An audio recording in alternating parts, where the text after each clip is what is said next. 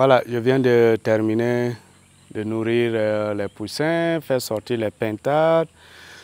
Voilà, ce qui me reste, c'est maintenant essayer de couper les branches là pour fermer le puits là.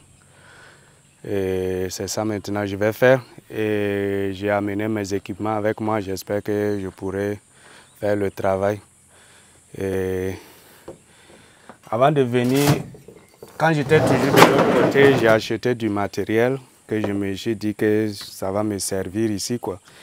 Donc, notamment, payer cette échelle et puis ces équipements aussi pour couper du bois, scier le bois et du fer mou. Et une tronçonneuse aussi que j'ai eu, à acheter aussi. Et tout ça là, je me suis dit que j'aurais besoin de ça, donc j'ai acheté ça quand j'étais toujours aux États-Unis. Et j'ai déjà essayé la tronçonneuse, bon ça a marché. Et l'échelle, on a utilisé ça à la maison aussi pour des travaux. Et bon, maintenant le bois là c'est en hauteur. J'espère que je pourrai avoir un bon équilibre pour pouvoir couper le bois là sans tomber, quoi. Ouais, vous voyez, c'est pas, comme j'ai dit, c'est pas facile la vie de ferme. Parce que si j'essaie de trouver des gens qui vont venir me couper ça là, ça va me prendre des semaines.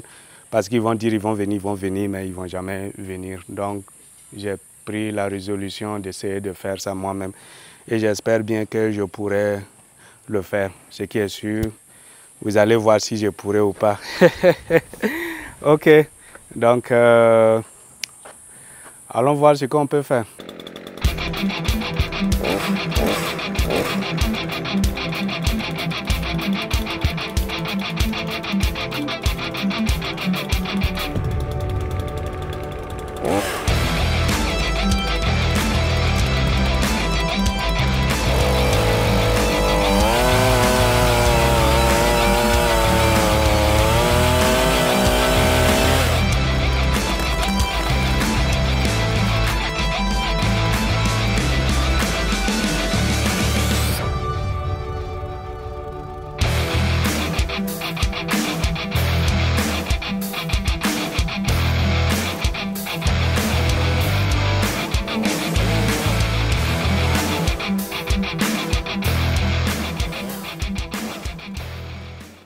Moi, je suis un amateur, hein, donc je ne suis pas un professionnel.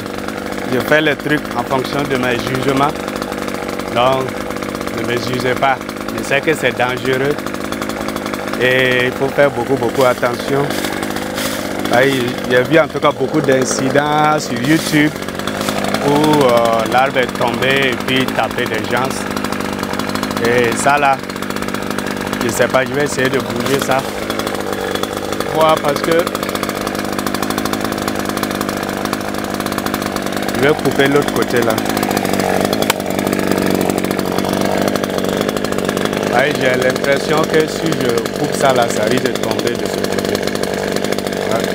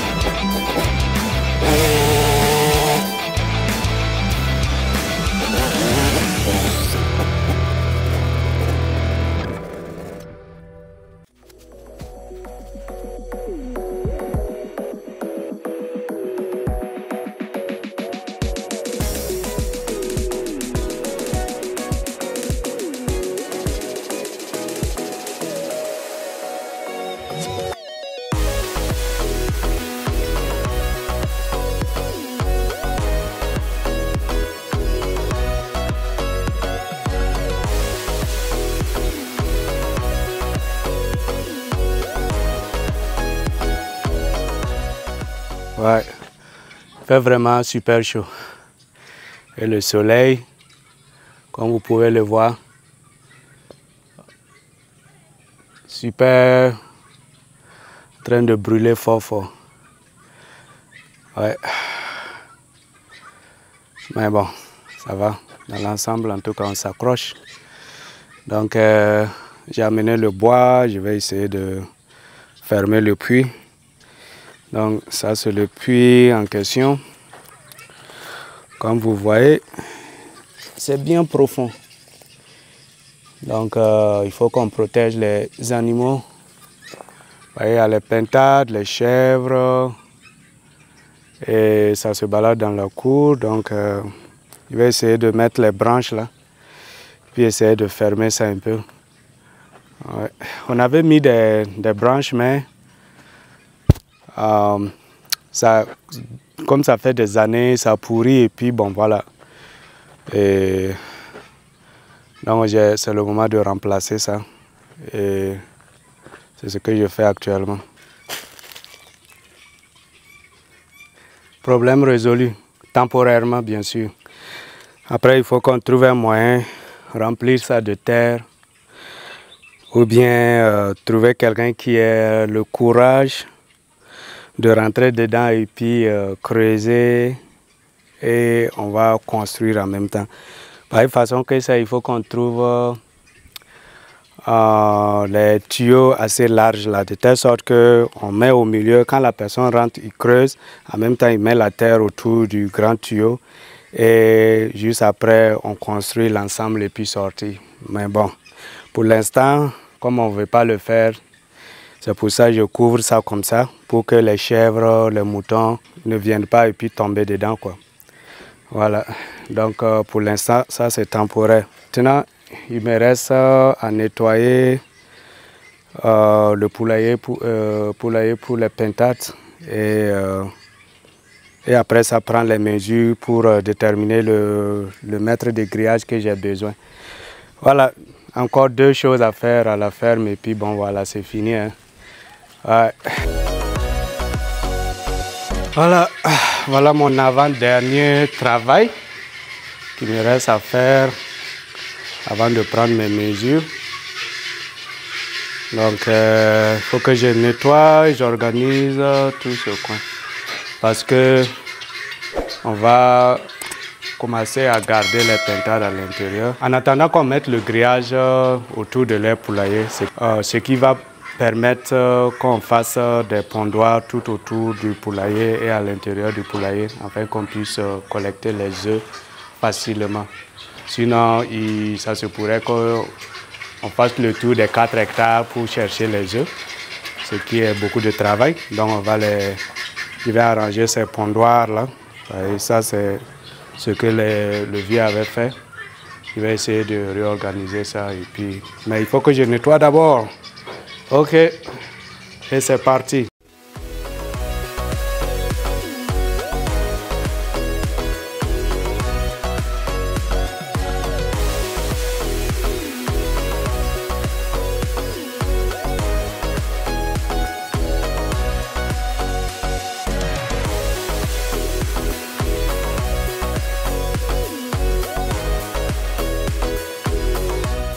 Ok, le nettoyage vient d'être terminé.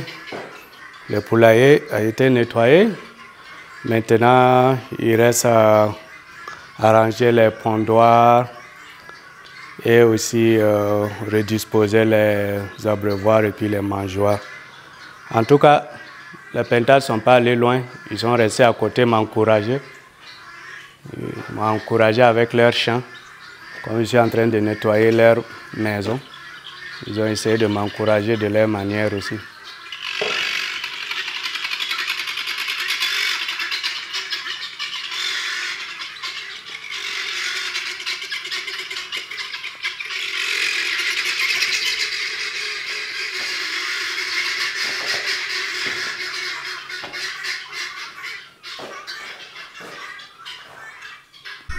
Ok, le poulailler est fini, j'ai remis les mangeoires et les abreuvoirs, tout est installé, j'ai fini les pondoirs temporaires, Comme j'ai dit, c'est temporaire. Je vais confectionner de meilleurs pondoirs. Ça là, c'est temporaire.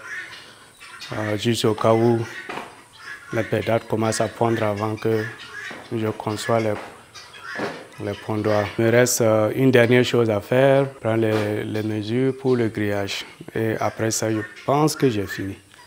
Ouais, je suis bien propre.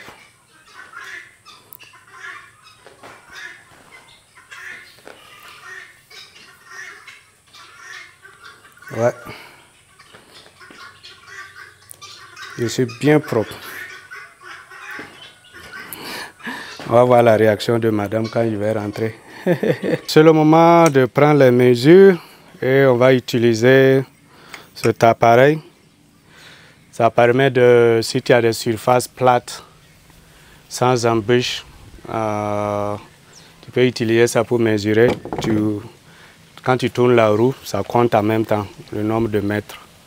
Donc ça aussi, j'ai acheté en venant.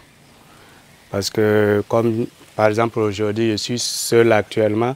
Si je vais utiliser un mètre normal, ça serait un peu compliqué. Il faut quelqu'un de l'autre côté pour attraper. Mais ça là, je marche et puis ça compte seulement. Je vais prendre les mesures et puis voilà, essayer de me reposer aussi parce que depuis que je suis arrivé, je ne me suis pas encore reposé. Donc je vais finir ça là, puis me reposer aussi.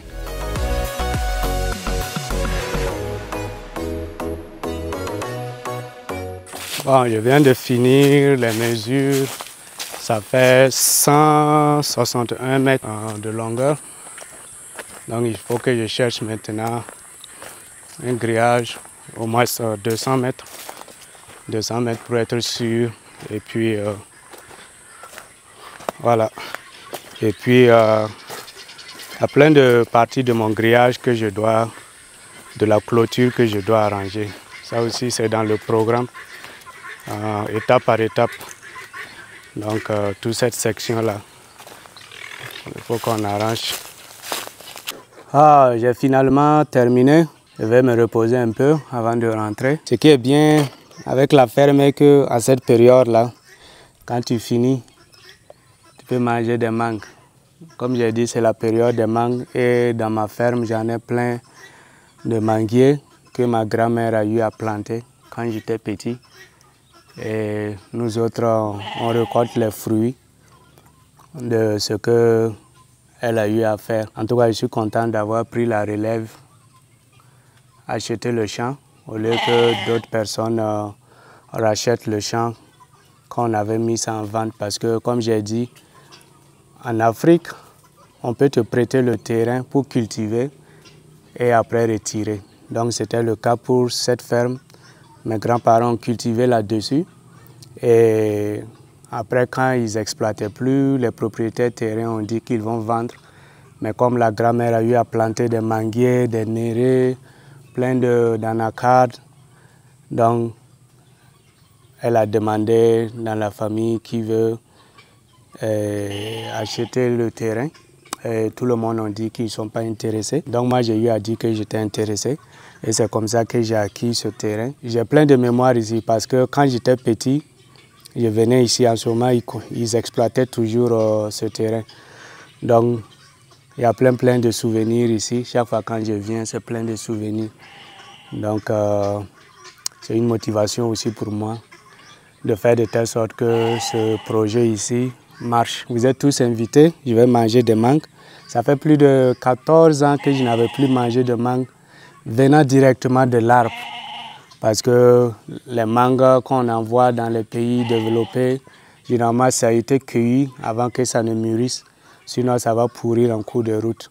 Mais ça, j'ai cueilli ça directement sur l'arbre. Et c'est jaune, bien sucré. Et parce qu'ici aussi, il y a des gens qui cueillent les mangues avant que ça ne mûrisse et ils mettent des carbures pour que ça mûrisse rapidement avant de revendre.